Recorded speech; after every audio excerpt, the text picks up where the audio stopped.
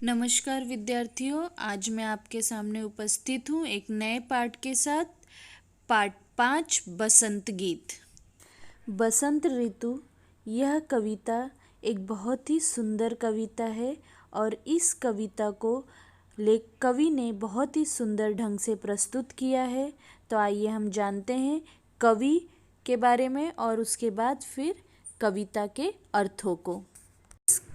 इस कविता के कवि चंद्र प्रकाश चंद्र जी हैं, जिनका जन्म 3 अक्टूबर 1957 बुंदेलशहर उत्तर प्रदेश में हुआ है।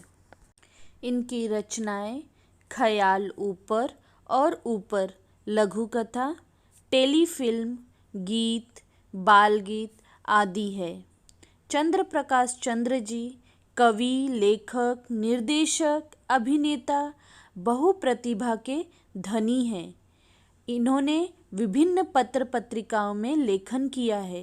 प्रस्तुत गीत में कवि ने वसंत ऋतु में होने वाले परिवर्तन, प्रभाव और प्राणियों में फैले उल्लास को दर्शाया है। बच्चों, प्रस्तुत कविता में कवि ने बसंत ऋतु में होने वाले परिवर्तन, उसके सौंदर्य, वातावरण में उसका प्रभाव और सभी प्राणियों में उसके उल्लास मतलब आनंद का वर्णन किया है। जैसा कि हम सब जानते हैं, भारत को अनेक ऋतुओं का देश माना जाता है। भारत में 6 ऋतुएं होती हैं, जैसे वसंत ऋतु, ग्रीष्म ऋतु, वर्षा ऋतु, शरद ऋतु, हेमंत ऋतु, शिशिर ऋतु। तो कवि ने इन 6 ऋतुओं में से वसंत ऋतु, जिसको हम स्प्रिंग सीजन भी कहते हैं, और वसंत ऋतु को ऋतुराज भी कहा जाता है, अर्थात यह ऋतुओं का राजा है। वसंत ऋतु हम सभी को आनंद देने वाला होता है, जिसमें लोगों को सर्दी और ठंड से राहत मिलती है। सभी जगह हरे भरे पेड़ों और फूलों के कारण चारों तरफ हरियाली दिखाई देता है। वसंत ऋतु के आगमन पर किसान नई फसलों के पकने का इंतज़ार करने लगता है। सरसों के पीले पीले फूल खिलखिलाकर खुशी व्यक्त करते हैं। तो इस तरह से वसंत ऋतु के आने पर लोगों के मन में और पूरे वातावरण में एक आनंद सा छा जाता है। तो आइए अब हम कविता का गायन करते हुए उसके अर्थों को समझेंगे। सजी आयो रे बसंत ऋतु सजी आयो, अजी गाओ रे ऋतु बसंत सजी आयो। सजी आयो रे ऋतु बसंत सजी आयो, अजी गाओ रे ऋतु बसंत सजी आयो। कली कली करत कलोल कुसुम मन, मंद मंद मुस्कायो।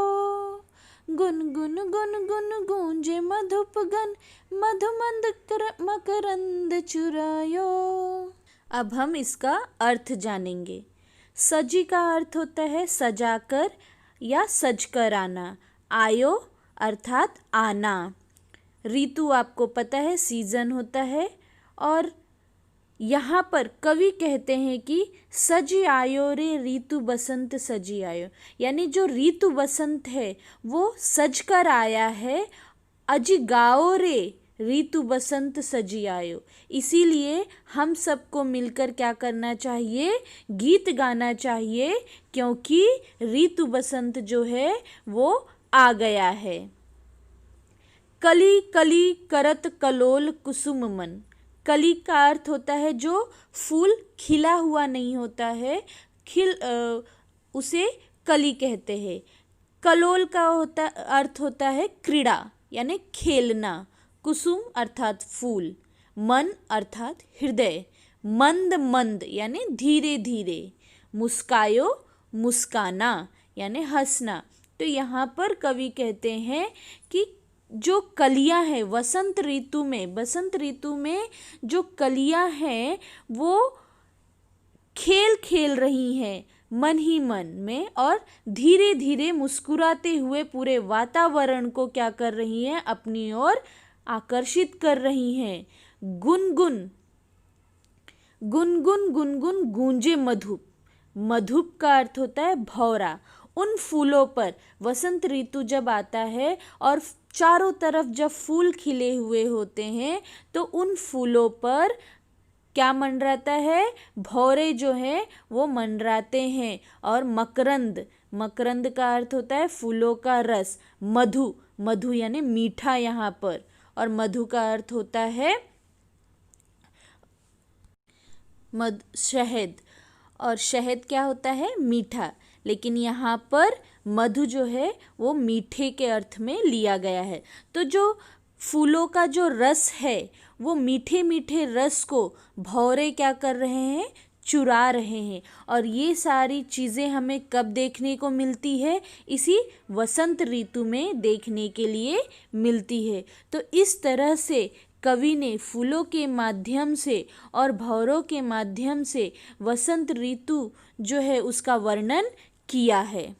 अगली पंक्ति, सजियायो रे ऋतु बसंत सजियायो, अजिगाओ रे ऋतु बसंत सजियायो, सजियायो रे ऋतु बसंत सजियायो, अजिगाओ रे ऋतु बसंत सजियायो।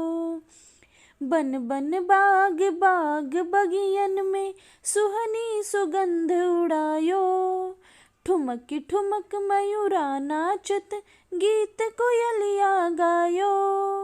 बन बन बाग बाग बगियन में सुहनी सुगंध उड़ायो, ठुमक ठुमक मयूरा नाचत गीत कोयलिया गायो। सजियायो रे बसंत ऋतु सजियायो, अजिगाओ रे ऋतु बसंत सजियायो। अब यहाँ पर कवि कहते हैं कि जैसे कि मैंने पहले बताया जो बसंत ऋतु है वो सज संवर कर आ गया है और हमें क्या करना है? हमें उसका स्वागत किस तरह से करना है? गीत गाते हुए करना है। अब यहाँ पर कवि समझाते हैं कि बनबन, बनबन यानी वन, वन वन में, बाग बाग में, यानी वनों में, बाग बगीचे में, बगियन में, सुहनी, सुहनी यानी सुहावनी, मनमोहक, सुगंध उड़ायो, यानी हर तरफ पूरे बाग बगीचे में हर जगह क्या है? एक फूलों की खुशबू जो है वो फैली हुई है। फूल जो है वनों में, बागों में, बगीचों में हर जगह जो है अपने सुगंधों को फैलाए हुए हैं। ठुमक ठुमक मयूरा नाचत, यानी ठुमक का अर्थ होता है खुशी से, मयूरा यानी मोर। मोर जो है वो वसंत ऋतु आने पर क्या हो गए हैं? खुश होकर, आनंदित होकर अपने पंखों को फैलाकर अपनी खुशी को जाहिर करते हैं और नाचते हुए अपने आनंद और उल्लास को प्रकट करते हैं। उसी तरह से गीत कोयलिया गायो, गीत यानी गाना, कोयलिया यानी कोयल पक्षी। बसंत ऋतु आने पर हमें कोयल पक्षी दिखाई देती है और कोयल की मीठी आवाज़ हमें सुनाई देती है। कोयल जो है वसंत ऋतु के आगमन पर एक अपने गीतों के द्वारा, अपनी आवाज़ के द्वारा वो उसका स्वागत करती है, बसंत ऋतु का स्वागत करती है। और ये सारी चीज़ें जो है मोर, कोयल की मीठी मीठी आवाज़, हर जगह रंगीन फूल, ये सब कुछ हमें बसंत ऋतु में ही देखने के लिए मिलते हैं।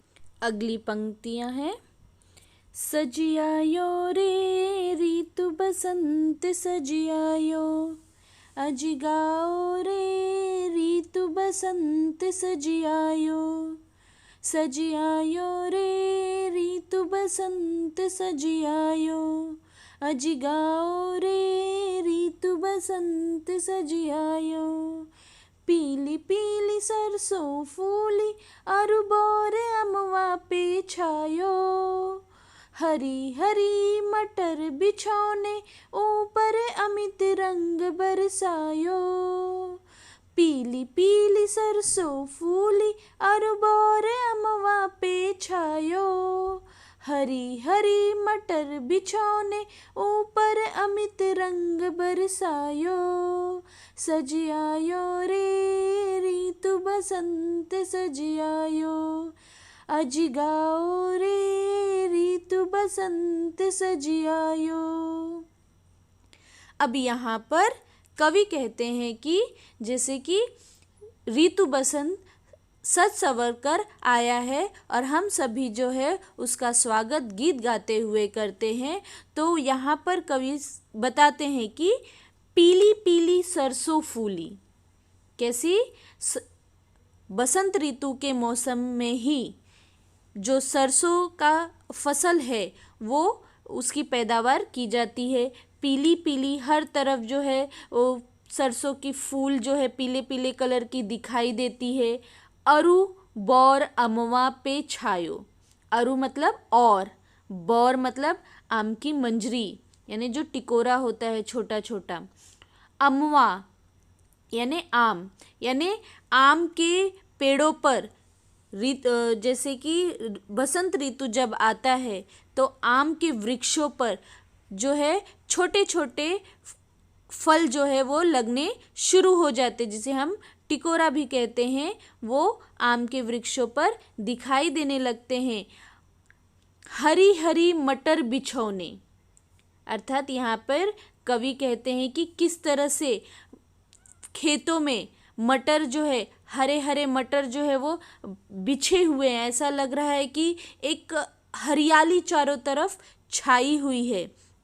ऊपर अमित रंग बरसायो यानी असीमित, अमित का अर्थ क्या है असीमित, चारों तरफ अनगिनत जो है हरियाली छाई हुई है। ये कब हमें देखने मिलता है? बसंत ऋतु में ही। तो इस तरह से कवि ने बसंत ऋतु में उसके वातावरण, प्राणियों में उसका आनंद और मौसम में होने वाले बदलाव, क्योंकि बसंत ऋतु जो है वो जो है ठंडी का जो अंत और गर्मी के शुरुआत इनके बीच में होता है बसंत ऋतु का मौसम। तो इस तरह से कवि ने बसंत ऋतु जो है इसके बारे में बहुत ही सुंदर तरीके से यहाँ पे उसका वर्णन किया है कि किस तरह से किसान अपने नए फसलों के पकने का इंतज़ार करते हैं, सरसों के पीले पीले फूल खिलखिलाकर किस तरह से अपनी खुशी को व्यक्त करते हैं। चारों तरफ हरे भरे पेड़ और फूलों के कारण हरियाली ही हरियाली दिखाई देती है। तो ये था हमारी कविता का अर्थ।